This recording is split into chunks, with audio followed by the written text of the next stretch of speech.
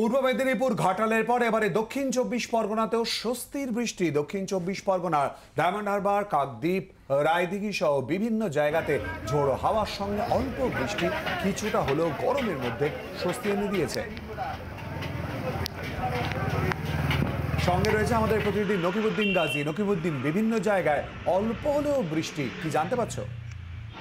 দেখো শিলাদিকে, তোমাকে প্রথমে বলে রাখি, এই যে ভ্যাপসা গরম, সেই গরমের মধ্যে কিন্তু কিছুটা হলো স্বস্তির আশা যেটা বলা যেতে পারে। আবহাওয়া দপ্তর খবর অনুযায়ী সেটা যে পূর্বাভাস দিয়েছিল যে বৃষ্টি এবং ঝোড়ো হাওয়া যে বইতে পারে, কিন্তু তার যে আগে একটু আজকে রাত্রে যে সন্ধ্যার দিকে ঝোড়ো হাওয়া এবং তার সঙ্গে যে হালকা বৃষ্টি, বিশেষ করে ডায়মন্ড হারবার, কাকদ্বীপ এবং রায়দিঘি এলাকায় কিছুটা গরম হলেও এই গরমের মধ্যে দিয়ে যেন কিছুটা বৃষ্টি, এই বৃষ্টির ফলে কিন্তু কিছুটা স্বস্তি মিলল।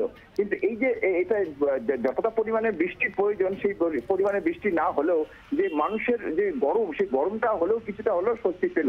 তার সঙ্গে যে ঝোড়ো হাওয়া, সেই যে একটা গুমোট ভাব ছিল, সেই গুমোট ভাবটা অনেকটাই কেটে গেছে এই ঝোড়ো হাওয়ার ফলে।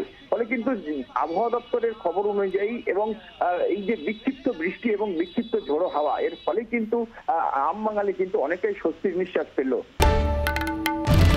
বাংলার আওয়াজ, বাঙালির আবেগ, জি 24 ঘন্টা।